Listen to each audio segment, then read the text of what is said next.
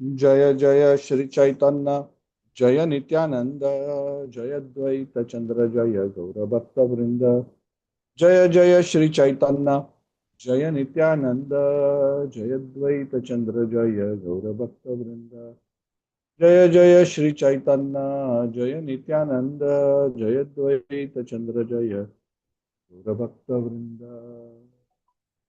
ओम अज्ञानतिमिरान्धस्य ज्ञानाञ्जनशलाकया चक्षुरुन्मिलितं येन तस्मै श्रीगुरवे नमः। श्रीचैतन्यमनोभीष्टं स्थापितं येन भूतले स्वयं रूपः कदा मह्यं ददाति स्वपदान्तिकम्। वन्देऽहं श्रीगुरोः श्रीयुतापदकमलं श्रीगुरून् वैष्णवांश्च श्रीरूपं साग्रजातं सहगणा रघुनाथान्वितं तं सजीवं साद्वैतं सावधूतं परिजनासहितं कृष्णचैतन्यदेवं श्रीराधाकृष्णपादान् सहगणललिता श्रीविशाखान्वितांश्च हे कृष्णकरुणा सिन्धु दीनबन्धु जगत्पते गोपेशा गोपिकान्त राधाकान्त नमोस्तुते तप्त कांचन गौरांगी राधे वृंदावनेश्वरी वृषभानुसुते देवी प्रणमामि हरिप्रिये वंश कल्पतरुभ्यश्च कृपा सिन्धुभ्येव च पतितानां पावनेभ्यो वैष्णवेभ्यो नमो नमः। जय श्री कृष्ण चैतन्य प्रभु नित्यानंद श्री अद्वैत गदाधर शिवासादि गौर भक्त वृंद हरे कृष्ण कृष्ण कृष्ण हरे हरे हरे राम राम राम हरे हरे। पादाय कृष्ण पृष्ठाय भूतले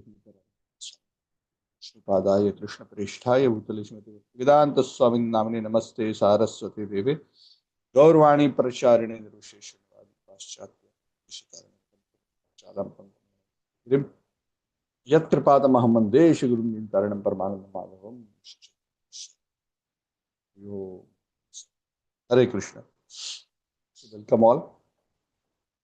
We are fortunate today to continue the discussions on the concluding chapter of Madhya Lila, chapter 25. Started this wonderful discussion. We are at the point where Lord Chaitanya is winding up his pastimes in Banaras. Lord Chaitanya has already spent 2 months instructing Srila Sanatana Goswami in the science of devotional service. And in depth, we had so many philosophical discussions, which is summary of the instructions. Obviously, not each and every point would be mentioned here, right? So this is a summary of what the Lord instructed him. Because please remember, he instructed him for 2 months. How many hours in a day is not mentioned here, but I would assume that it would be for a significant part of the day. So, lot of not just philosophy, Sambandha, Abhideya, Prayojan, but also on Vaishnav Sadachar. The Lord also, on Sanatan Goswami's request, empowered Sanatan. Sanatan, please empower me. What can I do without your empowerment? This is always the devotee's consciousness. The devotee never gets trapped into the illusion that I am the doer. Ahankara vimudhatma karta aham iti manyate. Krishna says in the Bhagavad Gita, the vimudha atma, the especially bewildered soul. Karta aham iti manyate. Thinks that I am the doer. Which are actually all activities are carried out by the three modes of material nature under the guidance of the Paramatma. Of course, basis the desire of the living entity, but the execution happens driven by the modes of material nature, executed by the modes of material nature. Karta aham iti manyate. So Sanatana Goswami takes a very humble position, says, "Oh Lord, you have to get seva done through me, so please bless." God says, yes. Krishna will assist you. Krishna will give you the intelligence. So this consciousness is very important. This consciousness of always feeling dependent on the Lord and seeking the Lord's empowerment and mercy. When the devotee executes his services to the Lord, not just writing of books, but any service for that matter. And especially more so services which are related to sharing the mercy of the Lord with people in general. It's so much more important that we are used as instruments of the Lord's compassion.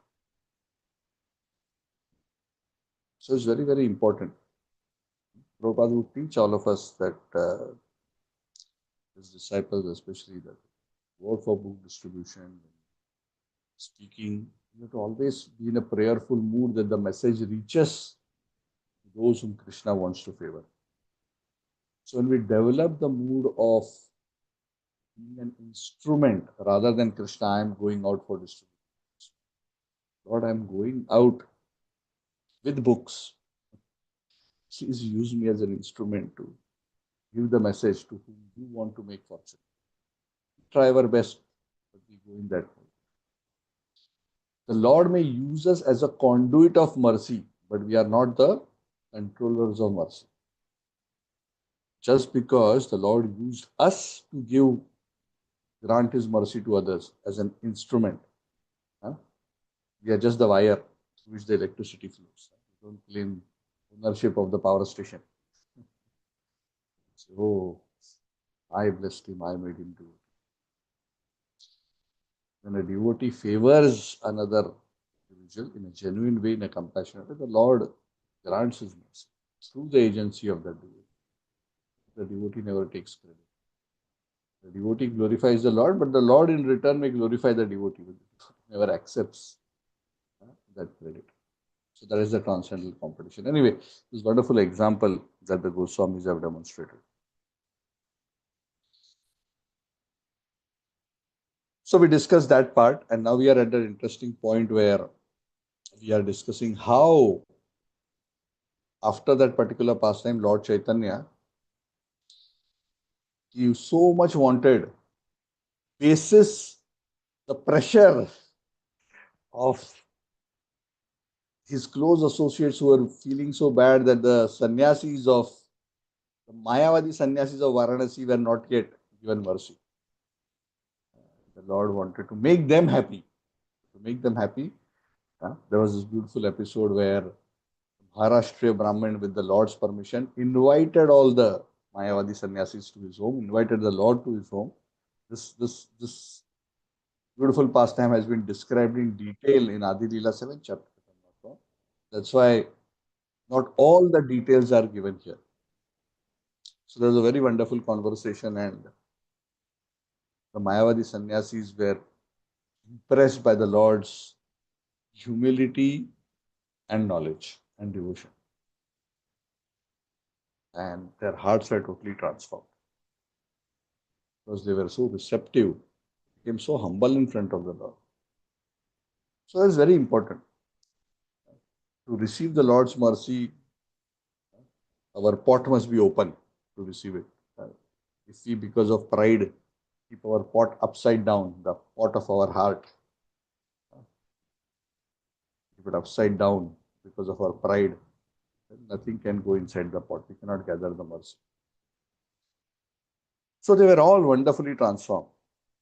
And we discussed quite a bit of the conversations that some prominent disciple of Prakashananda Saraswati, how we glorified the Lord. We discussed that the last time. It is said Lord Chaitanya, subsequently, he visited the temple of Bindu Madhava. So Bindu Madhava is one of the very prominent temples there. And when the Lord visited the Bindu Madhava temple, huge kirtan erupted there. And Prakashananda Saraswati also came to that place. He offered obeisances to the Lord. He begged forgiveness from the Lord, saying, I committed so much offenses against you. There was a very beautiful exchange. We have discussed this already, so I'm just briefly hinting what was discussed. But now by touching you, I am purified. You are the Supreme Lord. Chaitanya was maintaining his mood of humility. Oh, I am nothing. I am an ordinary person. I am an ordinary person. I am nothing great. So there is this very beautiful exchange happening. And Lord Chaitanya, whenever he was compared with the Lord, he would always protest. What to speak of comparing with me, an ordinary person? Lord Hari cannot be compared to be equal even to Lord Vishnu or Lord Brahma. Sorry, Lord Shiva or Lord Brahma. That's also an offense. But Prakashananda, no, you are acting as a servant. I know. I know. So anyway, this beautiful exchange and this kind of an exchange has happened between various confidential associates of the Lord after their transformation. So this is the nature of the Lord. The Lord doesn't reveal his original position to non-devotees.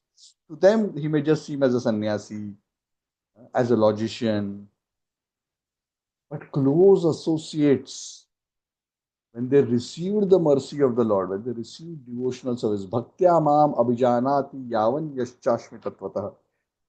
Only with devotion can you understand me as I am. And the same thing you will see when the Lord gave his mercy to Sarvabhauma Bhattacharya. Sarvabhauma Bhattacharya understood you are Krishna.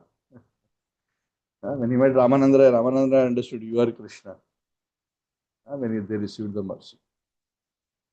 So when the Lord gives his mercy, the devotee, the Lord is also is unable to hide his personal secrets from his devotees, from his confidential devotees. So Prakashananda Saraswati also figured out, you are the Lord. No, no, no. The typical response of Lord Chaitanya when somebody would say like that, he would close his ears and say, Vishnu, Vishnu, Vishnu, this is an offense.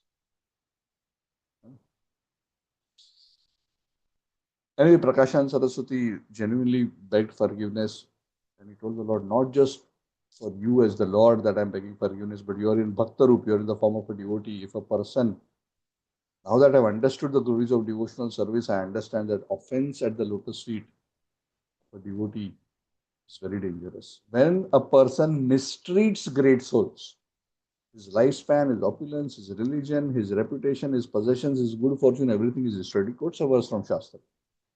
And unless one accepts the dust of the lotus feet of the devotees and spreads it all over his body, huh?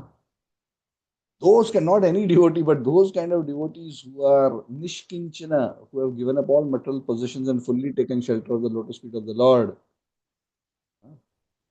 One's heart cannot be attracted to Lord Hari in a genuine way. So this also is a verse from the Bhagavad. Then, after all this beautiful exchange, humble exchange. So this kind of exchange is a very sweet exchange, very common when two great souls meet. And you will see this not only in the pages of the Bhagavad, but when you see two great souls meet. If you are fortunate to be in that particular assembly, you can see, for those who are truly purified, you can see the sweet exchange, how they are respecting each other, honoring each other, taking a humble position and trying to always give a greater position and respect to the other person. The other person is doing the same thing in the other direction. Nobody is saying, yeah, I'm great, I'm senior, I'm wonderful, thank you. Finally recognize me. No. So this is very, very sweet. So this is what we want to learn from these wonderful examples. After this beautiful exchange, a very interesting question comes from Prakashananda Saraswati. He says, Lord, I accept the conclusions that you have given, but I have a very important question. You pointed out many faults from Mayavad philosophy and explained how Shankaracharya's interpretations are wrong. But my question is one. Shankaracharya's interpretation were based on the Vedanta Sutra. You said you have given the direct meaning of the Vedanta Sutras and Shankaracharya given indirect meaning of the Vedanta Sutras. So, in theory, I understand what you are saying, but I want to understand. You are the Lord, you are the master of inconceivable energies, you are Krishna himself. Can you please explain to me something about the Vedanta Sutra, the Brahma Sutras themselves? Because these Brahma Sutras are so core to all schools of renunciates. Can you explain a bit more on the importance of these Vedanta Sutras and how these Vedanta Sutras are to be understood? Now, before I go into the answer that Lord Chaitanya gives, if some of you are not aware of what the Vedanta Sutra is, I want to give you a background. So, Vyasadeva, the compiler of the Vedas, he wrote the four Vedas, and a part of the four Vedas, one part is the Upanishads. Upanishadic part of the Vedas deals with transcendental knowledge, Vedanta. Vedanta means Upanishads, the end of Vedic knowledge. The end of Vedic knowledge which aims at self-realization, God realization. So after he wrote all the Upanishads and the Vedas and the Itihasas and other things, then because he has written so many Upanishads, at least 108 are known. So how one will remember all the teachings across all the Upanishads? Vyasadeva wanted to summarize all the conclusions of Vedanta in a very simple way. So he wrote one work known as the Brahma Sutra or Vedanta Sutra. The word sutra means aphorisms. What is aphorism? Aphorism means if something can be said in one long paragraph, to help you remember it, just condense it into 3-4 words. So that the essential conclusion is stated, not all the detailed arguments. Aphorism. Vedanta Sutra, Brahma Sutra. Sutra means like that. Condensed aphorism. Aphorism is the exact word in English. So they are means to remember the conclusions of the Upanishads, all the Upanishads put together, the Vedantic conclusions written in small statements. And that collection of statements is like a quick reference study guide for those who are studying Vedanta. I don't want to use the word formula because formula is not the exact word, but the idea is very condensed, small statements.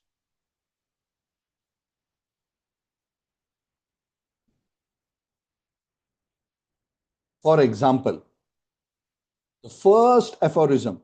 Now, all this is not mentioned in the chapter. I'm giving you a bit of background so you understand what Vedanta is. The first statement is Athato Brahma Jigyasa. 3 words, first sutra. Athato Brahma Jigyasa. Athato, considered as one word because it's Sandhi. Brahma Jigyasa.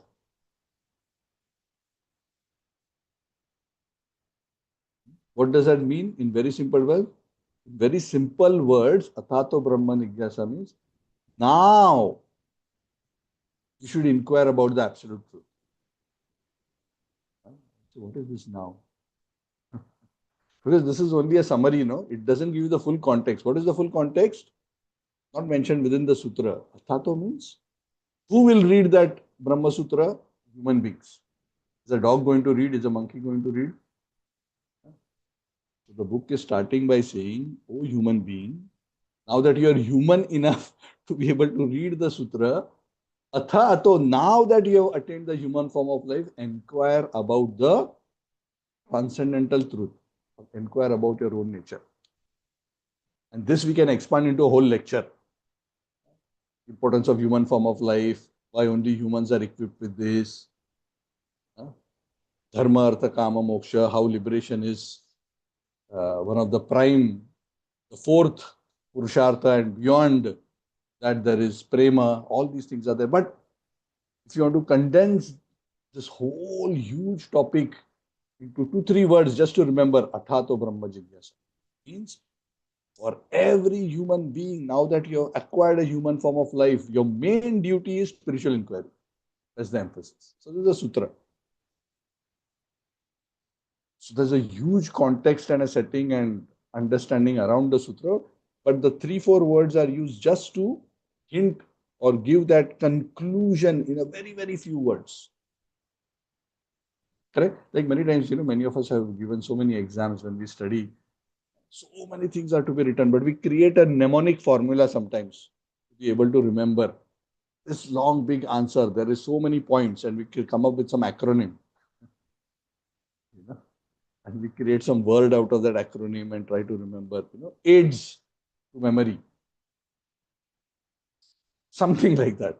Of course, these are not just aids to memory, but there is a condensed meaning within it, without going into elaboration. So, like that, many aphorisms. Vyasadeva wrote this so that anyone can just have that reference and quickly read. The reference is not a substitute to read the Upanishads. No, no, no. It is a quick aid to remember the essential conclusions. Okay, you get that correct? If you only read the Vedanta Sutra, it is so condensed that you will not realize the full context and all the knowledge. Vedanta Sutra is a condensation of all the Upanishads.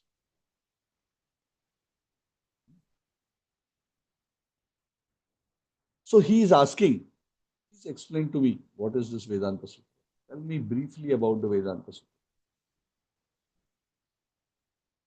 Now, Chaitanya Mahaprabhu starts a reply.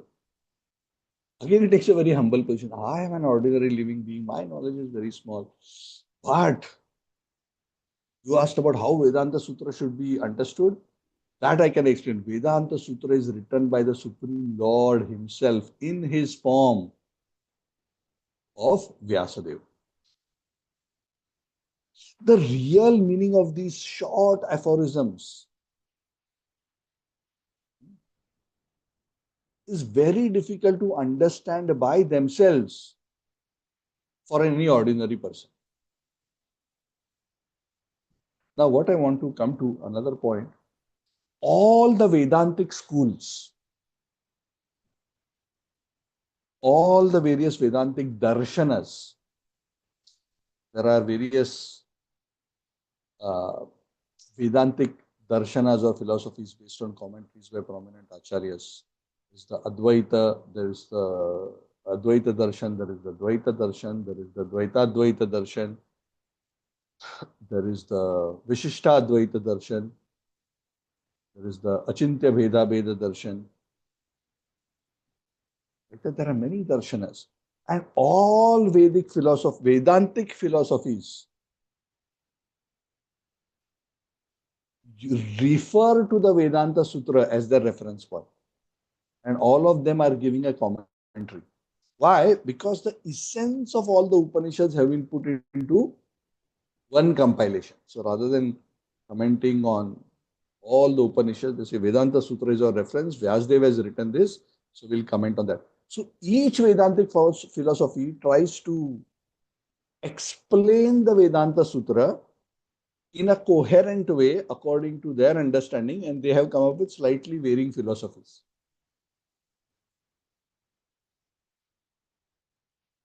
Correct? Sometimes, you say this word can mean this, and another person says, no, it means this. But they come up with explanation of all the sutras and try to give a coherent, non-contradictory, philosophical worldview, which is an explanation of the sutras. And that is why so many slightly different flavors of Vedantic philosophy have come about. And what is the variance mainly around? The variance of the philosophies, the various Vedantic darshanas like Advaita, Dvaita, Dvaita, Advaita, Vishishta, Advaita, Achintya, Bheda, Bheda.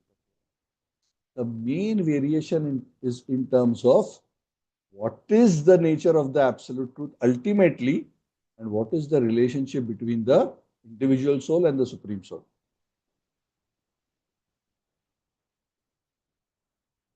So this is the background.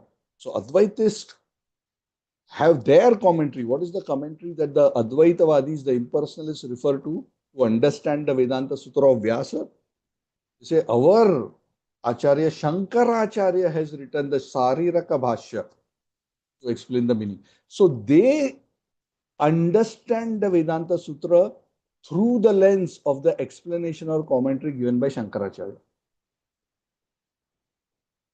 And Lord Chaitanya already, in his previous conversation at the home of the Maharashtrian Brahmin, already convinced them that the meaning of the Vedanta Sutras, which was given by Shankaracharya, is an indirect meaning.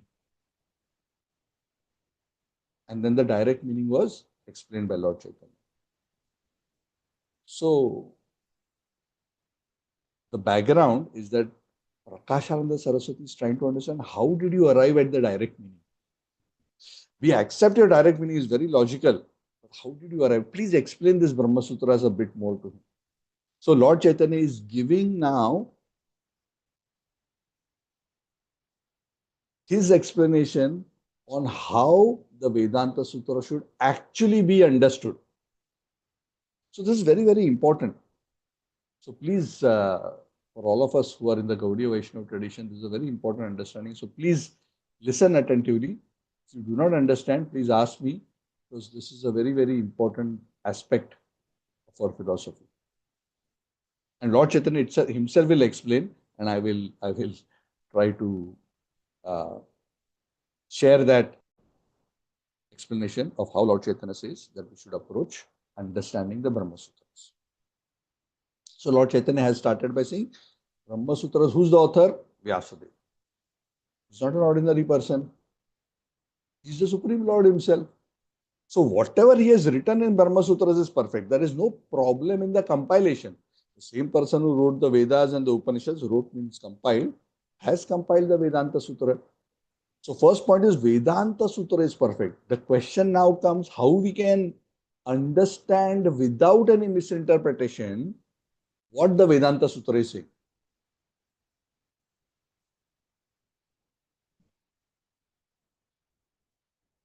So Lord Chaitanya says that actually, Prakashananda Saraswati, the actual meaning of the Vedanta Sutras is already explained by Vyasadeva.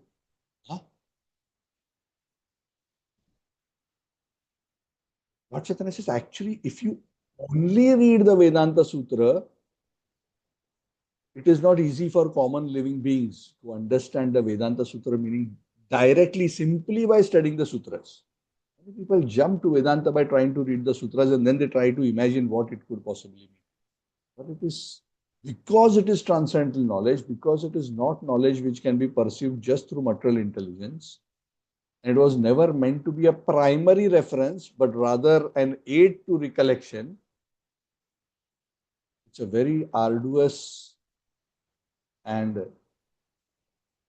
with a high risk of misinterpretation if one reads the Vedanta Sutra directly without proper guidance.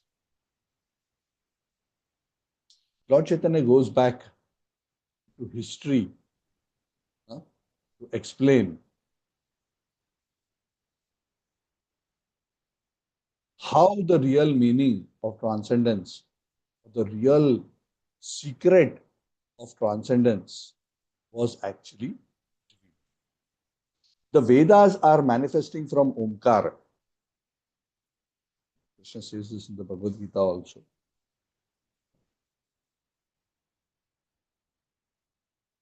And Lord Chaitanya explains that Krishna is non-different from Om.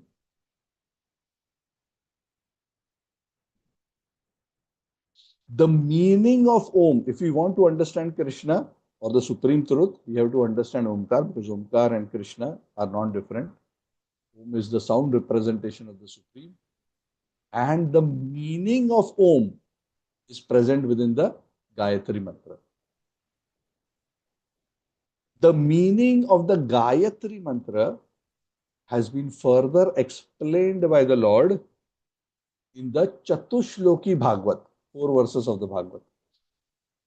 So it so happened that at the beginning of creation, if you remember, when Lord Brahma prays to Lord Hari, the Lord asks him to perform austerities, and after austerities, the Gayatri Mantra, the topmost truth is revealed, is given to Lord Brahma in the form of Gayatri Mantra, and it enters into his heart. And then the meaning of the Gayatri Mantra that the Lord has given to him is explained by Lord Hari directly to Lord Brahma in the form of 4 verses. Chatushloki Bhagavad. These 4 verses are already included in the Bhagavad as a part of the detailed description of this pastime where the Lord gives these mantras to Lord Brahma. So the Vedanta Sutra is represented, is basically talking about the Supreme Truth. The Supreme Truth is not different from Om. Om expands into Gayatri. Gayatri's explanation is expanded into 4 verses. Who gives this original explanation of Vedanta, the final conclusive Vedic understanding? God himself gives to Brahma. Then in the same Srimad Bhagavad, these same 4 verses, when Narad Muni asked to Brahma, I heard the Lord instructed you, please tell me. These 4 verses were explained first, revealed publicly by Brahma to Narad Muni. Narad Muni explained these 4 verses to Vyasadeva, his disciple. Correct? The disciplic succession is like that, right? The Lord to Brahma, Brahma to Narada, Narada to Vyas. So the Lord gave both Gayatri and the 4 verses to Brahma. Brahma gave the 4 verses to Narad. Narad told the 4 verses to Vyas. And not only did he give those 4 verses, Narada instructed Vyas, expand these 4 verses so that common people can understand the ultimate conclusion of the Supreme Truth. So Vyasdev reflected on these 4. He's the Lord himself also. He's an incarnation.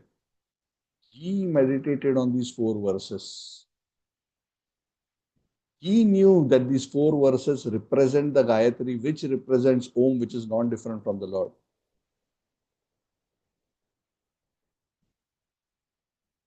That time when this conversation happened, where Narad Muni gave these instructions to Vyasadeva to expand that knowledge, Vyasadeva had already written the Vedanta Sutra, already compiled. And in that conversation, and this conversation is captured in the first canto, Vyasadeva had already told Narad Muni that even after doing all this Vedas, Upanishads, Vedanta Sutra also, my heart is still not feeling satisfied. And that is where Narad Muni tells Vyas, just expand. The real meaning is getting covered over because you have not properly explained the real meaning of the Vedanta. So expand these 4 verses which came from the Lord to Brahma, Brahma to Narada, myself, and from me I am giving to you. Explain it. And the Lord explained the meanings, which is condensed in these 4 verses, and which is the essence of all the 108 Upanishads, which is the same as Brahma Sutra. Vyasadeva elaborated that explanation in the book Srimad Bhagavad.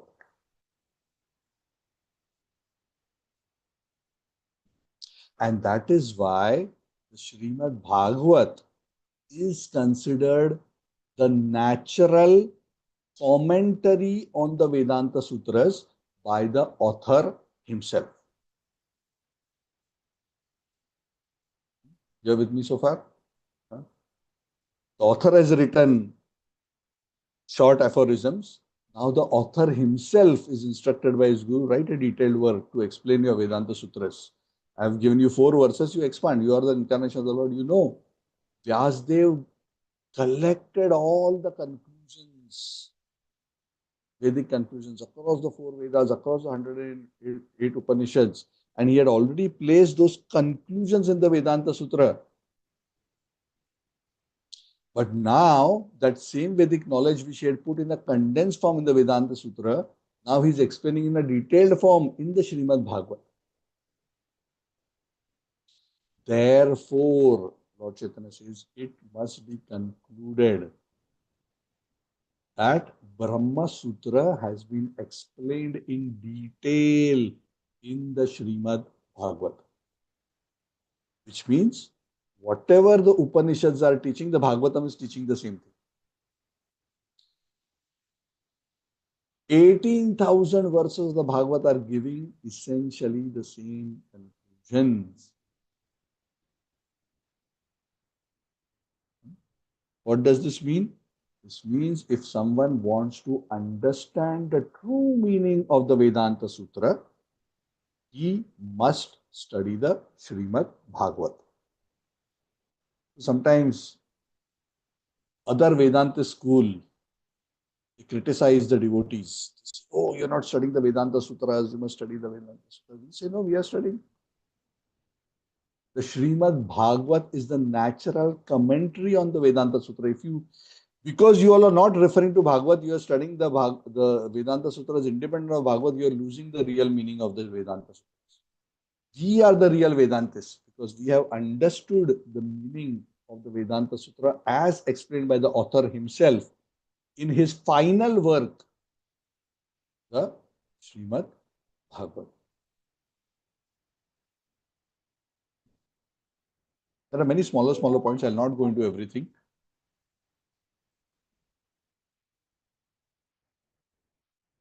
The chapter recounts what are those 4 verses, what the Lord instructs and how the Lord instructs Brahma. By my mercy, I have given you in these 4 verses, in which all my form, my situation, my attributes, my activities, my six of everything is embedded.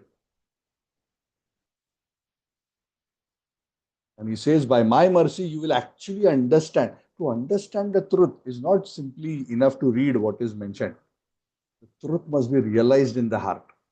That happens by the Lord's mercy. Simply by reading books, it doesn't happen. So these are very, very beautiful verses. I mean, just for our purification, I don't mind. The Lord actually in the Srimad Bhagavat, in brief, he explains his nature, the nature of the material world, how he exists before the material creation, and he continues to exist after the material creation, how everything is dependent on him. All these things the Lord explains. Aham eva agre, and so on. This is the beginning of the Chatushloki Bhagavatam. So Lord Hari explains this knowledge in great detail. Lord Brahma, and blesses him with full realization.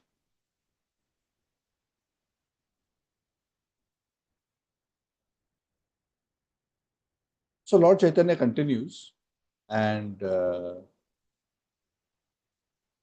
Lord Chaitanya says that when this knowledge was given to Brahma, Lord Krishna told Brahma that I will help you understand these things by my causeless mercy. And then the Lord mentioned a few key points to Lord Brahma. Apart from how the creation, how he exists independent of the creation, he also says that those who are impersonalists, they think I am impersonal. They think I do not have a form. But by using the word aham, Lord Chaitanya explains, the Lord emphasized to Brahma that he is a person. He is not just an energy. He is not just an impersonal energy who creates the universe and then the universe dissolves back into him. Aham eva agre. I only existed before creation, and I alone will exist after the creation is so. 3 times aham, aham, aham is used. Lord Chaitanya says, Lord is especially stressing when something is repeated 3 times, that means it's very, very important.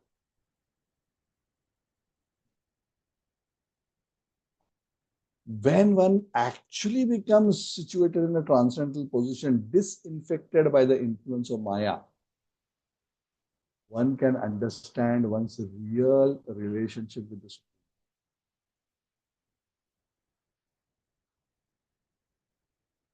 The truth is, Lord Chaitanya explains to Prakashanand Saraswati, is what the Lord describes in the Bhagavad Gita. Says, whatever appears to be truth independent of me is Maya. What is Maya? Krishna gives a very wonderful definition in the Bhagavad. Maya means that which is not. But what is it that it is not? This is a verse from 2nd Canto, 9th chapter, verse 34. This is actually the second verse of the Chatushloki Bhagavad. What is that second verse?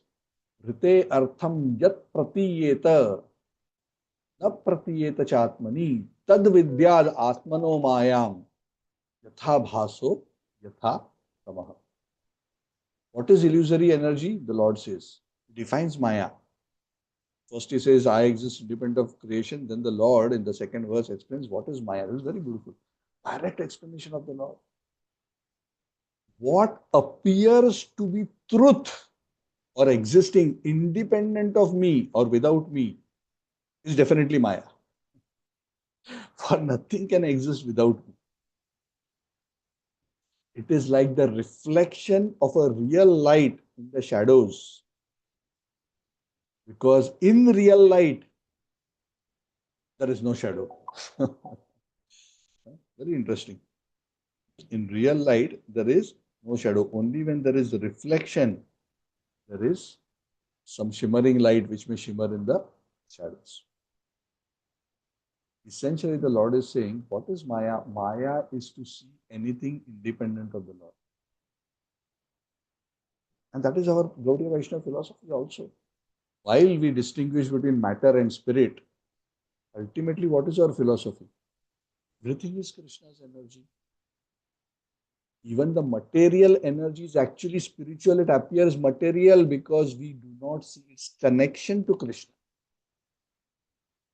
Otherwise, everything is related to Krishna and for Krishna's enjoyment. So how can anything be material in that sense?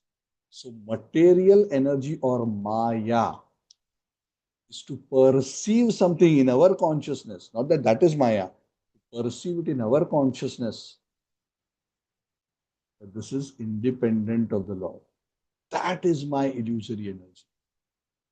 Pratiyeta. Pratiyeta means appears to be. Na pratiyeta cha atmani. It appears to be without a relationship with me. That is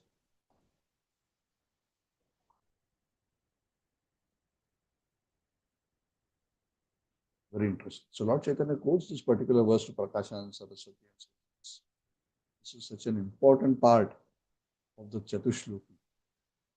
Then Lord Chaitanya takes a different perspective. He says, Prakashanand Saraswati, please understand, when this whole Vedantic knowledge is revealed, whether it's revealed in the Vedanta Sutra in a short form or whether it's explained in the Bhagavatam in a detailed form, all knowledge that is explained falls into three categories: Sambandha, Abhideya, and Prayojan. What is our relationship with the Supreme Truth? How is that relationship executed, which is the process of bhakti, and what is the final goal of the performance of that service, which is prema or Krishna. Please hear from me. Now I will explain to you about this devotional service. Prakashan says, please understand this bhakti or devotional service that Vyasdev is hinting at in the Vedanta Sutra and detailing in the Srimad Bhagavat is not a material duty. It is not a duty, material duty, which is based on a person, country, place, time. All dharmas, material dharmas are based on so many material considerations. Those are material dharmas. Here, when we are talking about bhakti or devotional service, this is not related to any material condition. This is applicable to all living entities at all times and in all circumstances. That is why this is Bhagavata Dharma. Savai pumsam paro dharmo. This is paro dharma. This is not Hindu dharma. This is not Muslim dharma. This is not Christian dharma. This is paro dharma.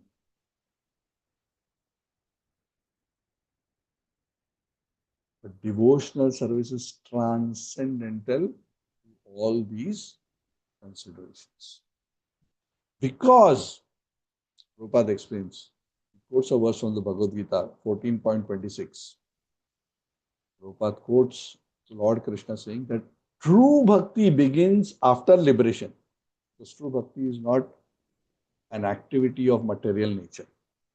Mam chayo avyabhicharena bhakti yogena sevate sagunan samati tetana brahma bhuyaya kalpa. By bhakti one transcends the material modes, and when one transcends, by executing pure devotional service, one can know me as I am. Brahma bhuta prasannatma na shochati na kamsati samas sarveshu bhuteshu ad bhaktim lavate.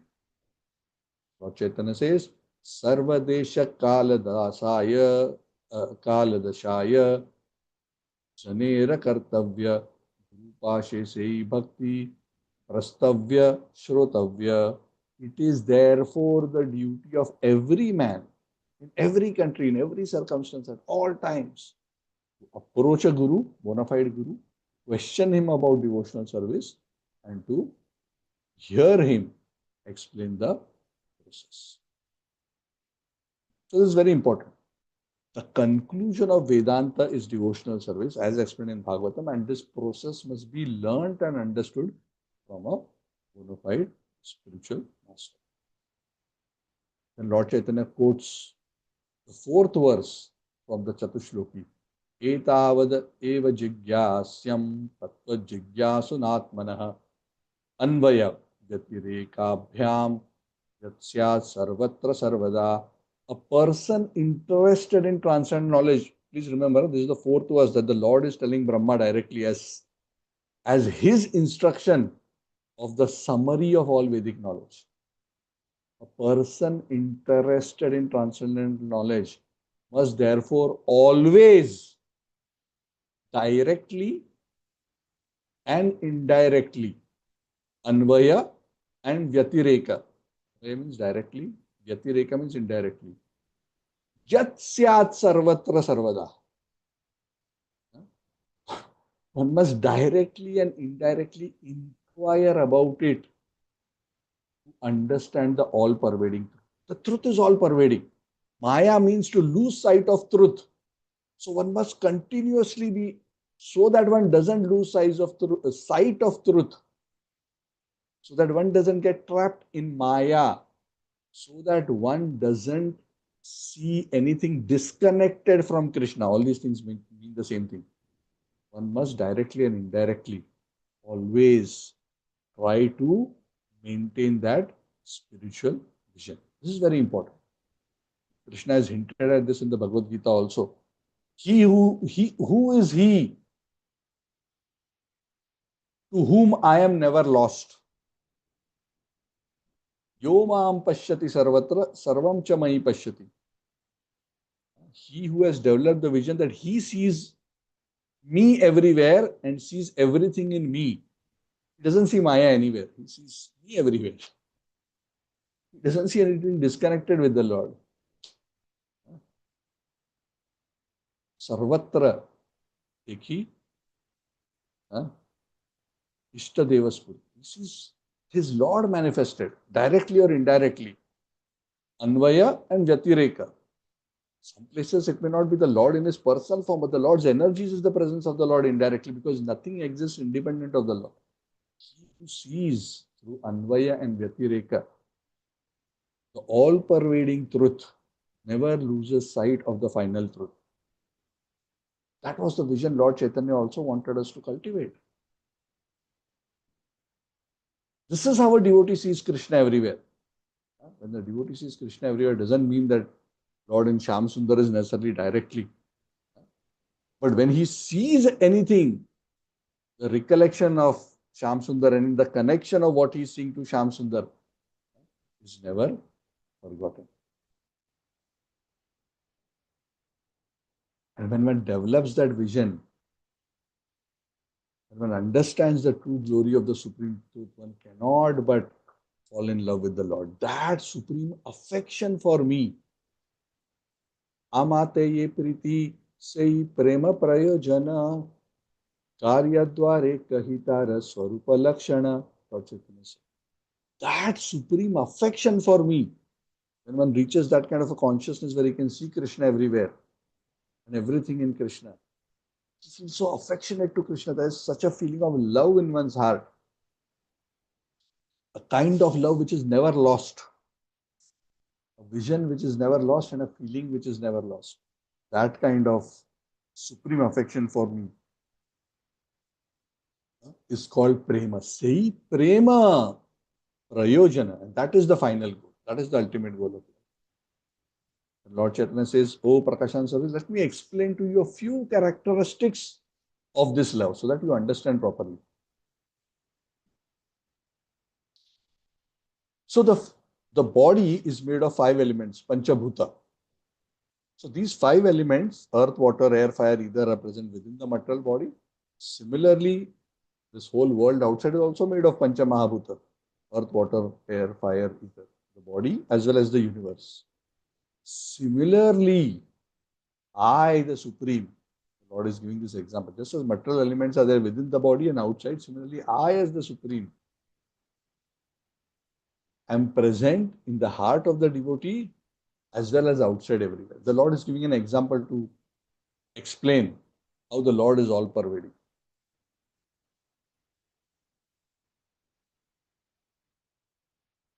Yatha mahantani bhutani bhuteshu uccha avacheshu anupravishtani apravishtani tatha teshu nateshu aham. How am I situated? This is a verse from the Bhagavad, 935.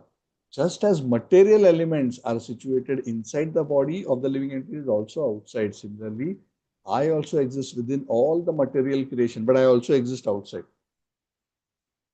That's why the material creation is sometimes also called as the great body of the Lord also. The Lord is present inside the body of material nature in the form of material manifestation, outside also.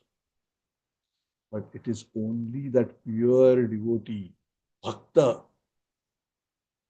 who has developed that vision and has developed that kind of love, such an highly elevated devotee, only he can bind me in his heart with love. Wherever he looks, wherever he goes, he sees nothing else but me. यहाँ नेत्र पड़े तहाँ देखाए हमारे. I am present everywhere, but still ordinary living beings cannot see. Even though they see everything, the Pancha Mahabhuta, they don't see me, who's the essential sustainer of all this manifestation. When they see that, that's why they are in Maya. But the pure devotee has so much love for me, he can see me in everything.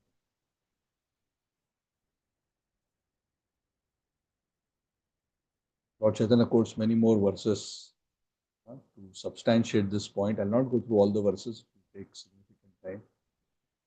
There's one verse where he explains, I said probably I'll quote that, Sarva Bhuteshu Yap Pashyed Bhagavad Bhavam Atmanah Bhutani Bhagavati Atmani Esha Bhagavatottama. Who's the topmost devotee according to the Bhagavad?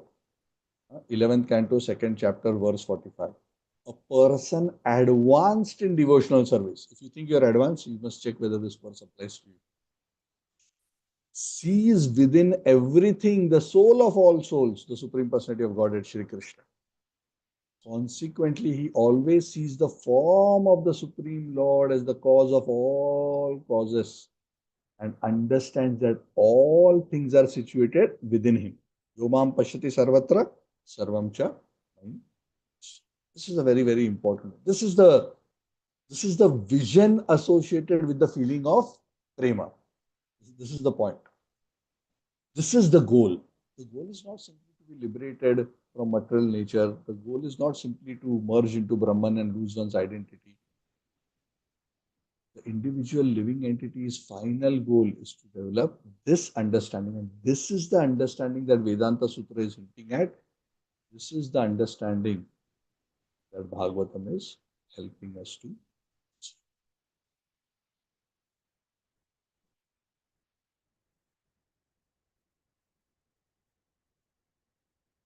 That is why Lord Chaitanya says, then the Srimad Bhagavat is discussing these same three topics, Sambandha, Abhideya, and Prayojan. This is my relationship with the Lord, how to execute that relationship, and what is the goal of life. Sambandha, Abhideya, Prayojanamaya. Attaeva Bhagavate Eitinakaya. Bhagavatam is describing these three things. What are these three things? Sambandha, Abhideya, Prayojanamaya. Lord Chaitanya continues further to explain how the Bhagavat explains the supreme truth in three forms. Vadanti tattavidas tattvam yajnanam advayam brahmeti parmatmeti bhagwan. Brahman, Paramatma, Bhagwan. And how the Bhagwan aspect of the Lord is the ultimate. The Bhagwan aspect of the Lord is eternally situated as the Lord of all the energies. He is situated in his Vaikuntha Dham, in his spiritual energy. And of all these forms of the Lord which are in the Vaikuntha, Krishna is the original personality of God. Ete chamsha kalapumsa Krishnastu Bhagavan Sayam Indrari Vyakulam Loke Jayanti.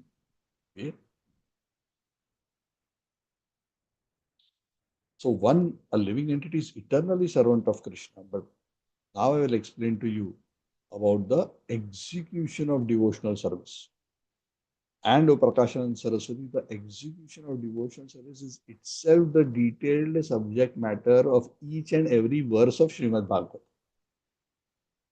And that's why it's so important to study Bhagavad. Actually, through all these arguments, you know what is Lord Chaitanya trying to do? Lord Chaitanya is trying to say, you want to understand what is Vedanta Sutra, no? Lord Chaitanya is giving all these arguments just to convince Prakashan and Saraswati. Everything you want to understand about Vedanta Sutra is already there in the Bhagavad. And he's just giving a structure of the Bhagavad in terms of how the ultimate conclusion of Vedic knowledge is explained in the Bhagavad. It is categorized as Sambandha, Abhideya, and Prayojan. Slightly expanding on it. And he explains, you know, what the Bhagavatam says. The Bhagavatam says that one can understand the Bhagavat and Bhagavan only through bhakti. Bhaktyaham ekaya grahya shraddhayatma priyasata bhakti punati mannishta swapakan api sambhavat. Even if one is a dog eater, the lowest grade of human beings, I can still be attained through unflinching devotional service. This Bhakti Yoga is so powerful that when one practices it, gradually one develops intense attachment for me, and it purifies a living entity. Eventually, one can come to me simply by Ekaya Bhaktya. No other process can achieve me and give understanding about me in the same way as devotional service. Krishna instructs us to Uddhava. Not by yoga, not by tapa, not by study. If one wants to understand how Krishna is simultaneously one and different from all his creation, bhayam dvitiya dhine vishatah syad. The true way to become free from fear, Lord Chaitanya is saying, quotes a verse from the Bhagavad, 11:2-37, is to never see two. When one sees two, one becomes fearful. Interesting point. Huh? This may sound like impersonalism, but it's not impersonalism. Dvitiya abhiniveshatah bhayam. What is bhaya? What is fear? Fear comes from seeing two. Seeing two means what? Seeing something independent of the Lord. Seeing oneself as the body. This is all duality. Seeing the material creation as independent. When one understands that everything There is nothing which is outside the Lord. Everything is within the Lord. The Lord is inside everything and everything is within him. Then one sees that kind of oneness, not that everything is God, but everything, the Lord owns everything, everything is within him, he controls everything. And one becomes peaceful. Oktaram yagadapsam sarvalokamaheshwaram. That's the tension. There is nothing other than the Lord. I can see the Lord everywhere. So when one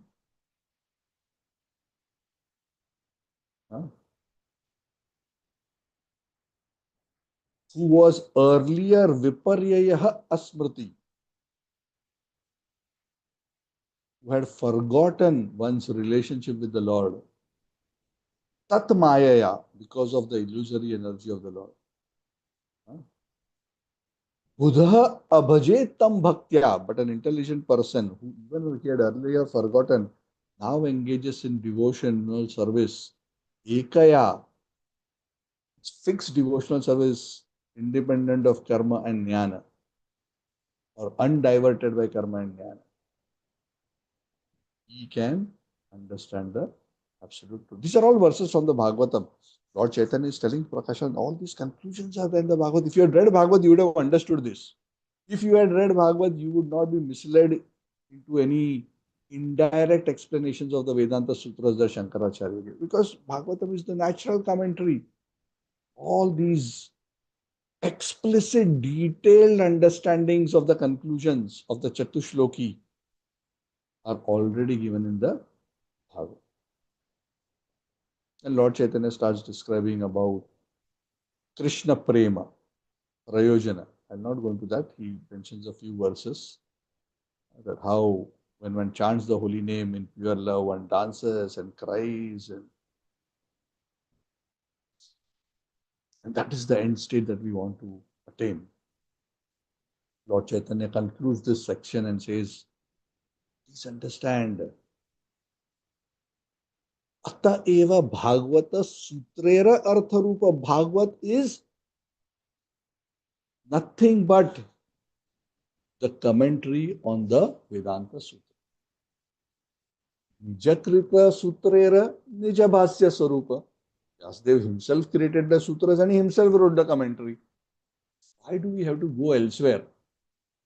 The author has himself written an explanation of his own book. Why do we need to go elsewhere and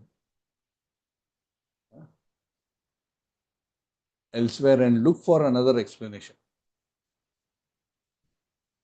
In fact, the Garud Puran, somebody may say, is this actually Lord Chaitanya's own opinion that Bhagavatam is the commentary on the Vedanta Sutra? Somebody may say, oh, this is Gaudiya Parampara's opinion. We don't accept it. Now, Lord Chaitanya quotes other Vedic scriptures where those scriptures are directly mentioning this point, that Vedanta Sutra is indeed commented upon in the Srimad Bhagavatam. I'm going to stop here. This particular point onwards, we will discuss in the next class because these verses are very important. This is from verse 143 onwards. It's very important. And because there are few quotes from few scriptures which are given by Lord Chaitanya, these are very important to know. So I'm going to pause here. So essentially, I'm just going to quickly summarize in 1 or 2 minutes. Prakashananda Saraswati is asking for the meaning of the Brahma Sutra. Lord Chaitanya is telling him that Brahma Sutra was the essence of the Upanishads, written by Vyasa. But the conclusion of all Vedic truths came originally from the Lord himself, who is not different from Om, in the form of Gayatri to Brahma, and the explanation of that Gayatri in the form of 4 verses. Those 4 verses came from Brahma to Narad and Narad to Vyas. Narada instructed Vyas to expand on those 4. And that expansion took the form of the Srimad Bhagavat in 18,000 verses, the way we know it.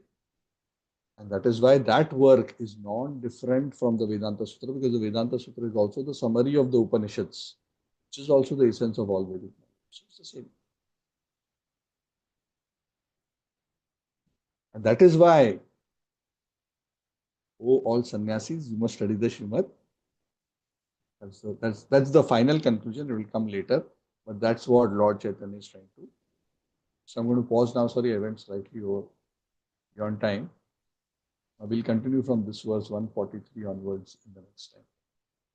Any questions, comments before we conclude?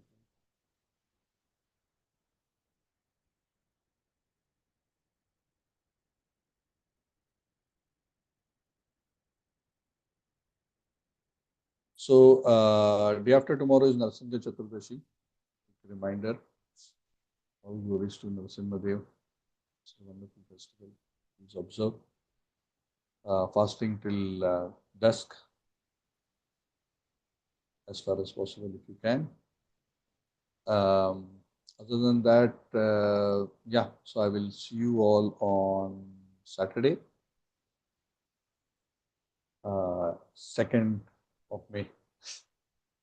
We'll continue our discussion on the Bhagavatam, Lord Ramchandra's past. Okay. Very much. Chaitanya Charitamrita की जय गौर निताय की जय श्रील प्रभुपाद की जय सामवेद गौरव Thank you, Prabhu. Hare Krishna, Prabhu. Thank you, Prabhuji. Thank you, Prabhu. Hare Krishna. Thank you, Prabhuji. Thank you, Prabhuji. Prabhu. Hare Krishna. जय प्रभु शालिनी माता जी Hare Krishna, Prabhu. Thank you. Hare Krishna. Mohan Prabhu Amit Priya Thank you, Prabhuji. Hare Krishna.